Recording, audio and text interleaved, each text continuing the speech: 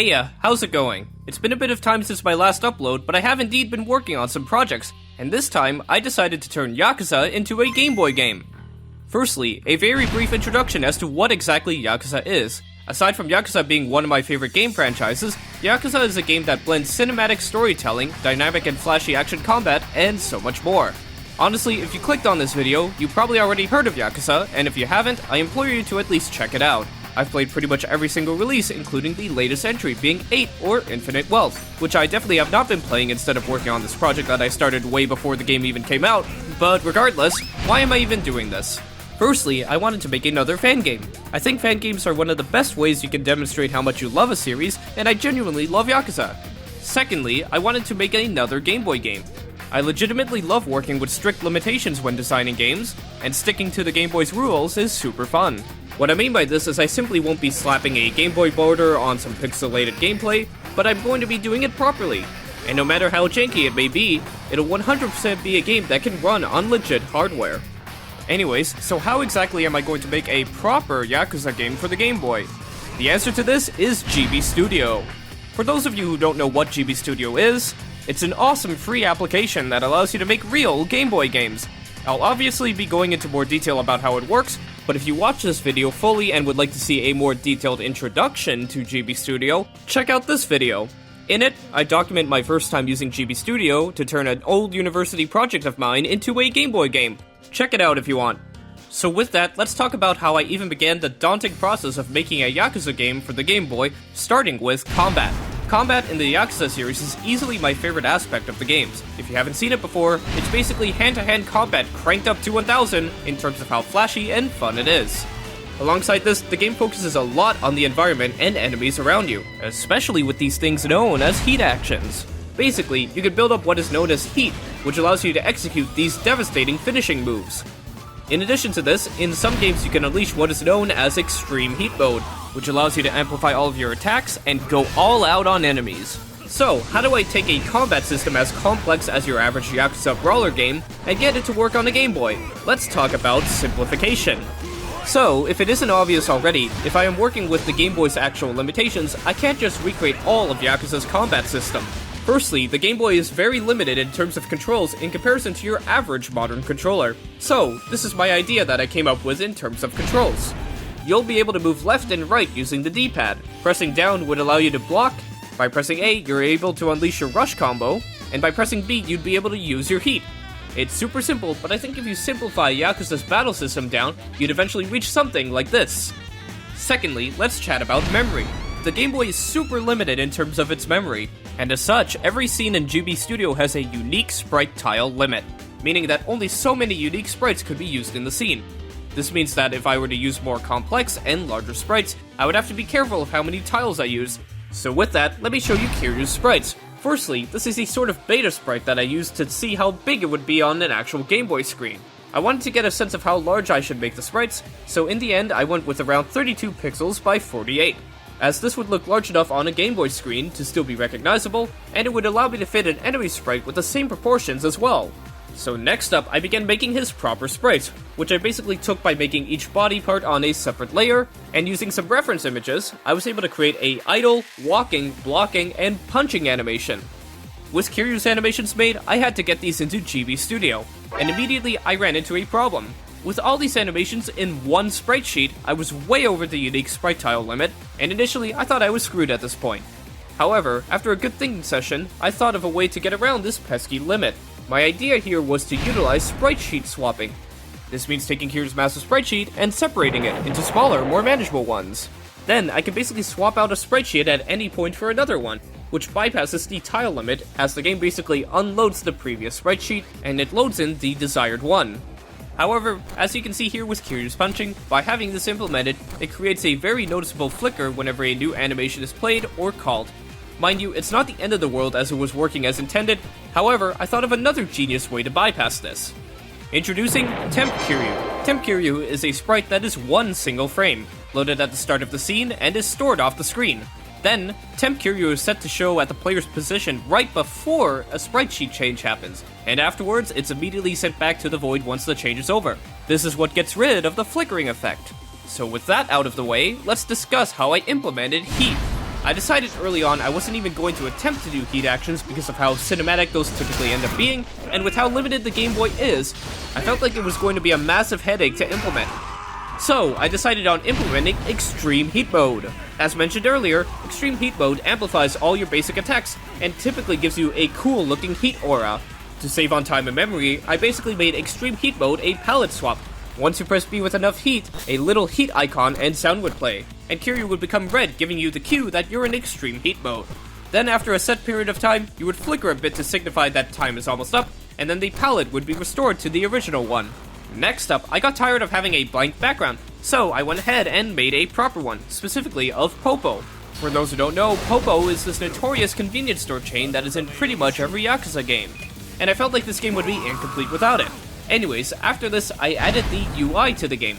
I basically got inspired a lot by Gaiden's UI design and recreated it for this game. However, there were some limitations here too.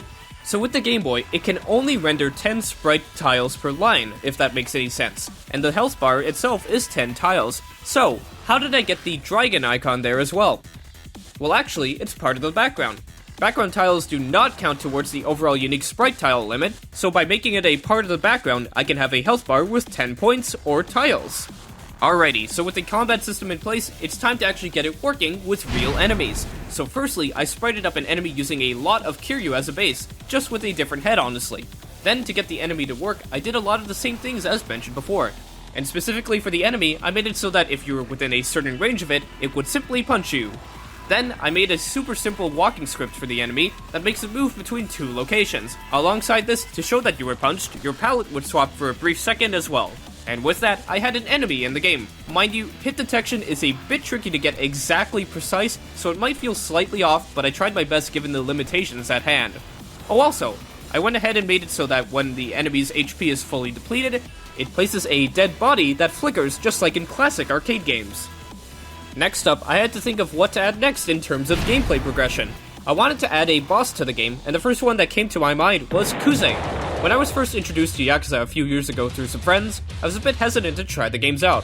However, after playing a couple chapters of Yakuza 0 and giving it a genuine shot, Kuze's character might have honestly been a massive turning point for me in terms of loving the game's action and writing.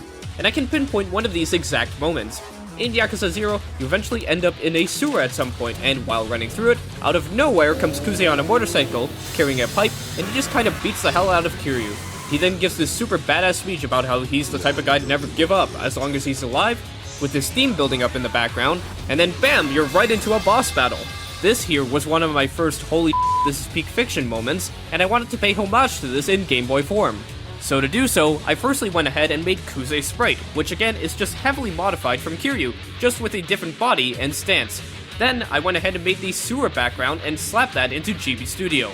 After this, I wanted to capture Kuze's speech as much as possible, so I made a dialogue scene. I basically used a dialogue plugin which allowed me to add icons for each character that talks. For the dialogue, I messed around a bit with the context, but I was able to keep all of Kuze's iconic lines in there. Plus, I made it so that Kuze and Kiryu move towards each other in order to build some tension. Then, to recreate his dynamic intro, I first went ahead and mocked it up in A-Sprite, but then realized having his angular clan logo might be a bit tricky to have show up cleanly. So, over in GB Studio, I was able to separate the parts that stuck out and recolored them by making it a separate sprite. So put together, here is the final dialogue and dynamic intro scene that I managed to create. I was super happy with this, but one thing was missing completely, being music. Yakuza games legitimately have some of the best soundtracks in any game series, and I'll stand by that completely. Whenever a new game comes out, I get really excited to hear exactly what the composers have been cooking up, so it's only fair that I bring some classics on over to the Game Boy. To do this, I used GB Studio's built-in music editor to compose a rendition of both Funk Goes On and Pledge of Demon, which would be used for the main gameplay. I also composed some more songs, which I'll get to later. Next up, I spent a ton of time recreating iconic locations like the Kamurocho Gate, Smile Burger, and Stardust as other stages in the game. I won't bore you too much with my pixel art process, but I basically first take a reference image, then I block out an area, then I fill in as much detail as possible. And then over in GB Studio, I could color in the scene properly. After this, I implemented a simple trigger at the end of each screen that would take you to the next one. In total, there's about 10 actual screens to go through before reaching Kuze, and I even implemented a healing room with a Stamina X for you to use. Then after this, I made a simple script that detected if your health was lower or equal to 0, and if so, you'd be sent to this game over screen. Plus, at the same time, I made a stage clear screen for beating Kuze, and made it play a brief part of Kiryu's iconic theme, Receive You, once you reach here. Speaking of this, I next went ahead and created the game's title screen, giving it the name of Yakuza GB, as this is literally Yakuza for the Game Boy. Alongside this, I decided to implement something very iconic to the series as well. When you boot up most games, you are greeted with an image that basically says, "Real Yakuza use a gamepad," recommending you to use a controller when you play the game. So, I did the same thing but changed it to be, "Real Yakuza use a Game Boy," and it works surprisingly well. After this, I composed a longer loop of Receive You for the game's title screen, and made a control screen as well. And with that, the game's main street fighting mode was complete. However, I want to talk about something extra that I developed. One other thing Yakuza is notorious for implementing is a ton of minigames in each installment. From gambling to pocket circuit to karaoke, I could go on and on about just how many minigames are included in every single title. So, to keep the theme going, I made a super simple short minigame called Onomichio Galactic Defense. Here, you play as a spaceship that needs to take out the evil space Onomichios. And that's it. Oh, also, I went ahead and composed an entire rendition of Machine Gun Kiss just for this short little minigame. So, if you're tired of brawling on the street, take it to space and defend Earth or something. You can easily choose either mode as well on the game's main menu, so have fun with either one. Now, to tie everything together, here's actual proof that this can indeed run on real Game Boy hardware. So, if you happen to have a flashcard handy, you can download the ROM from the game's page and use it with one. If you want to play the game for yourselves, there's of course a link down below that'll take you directly there. And with that, I have one final thing I want to show off. Please enjoy this special segment.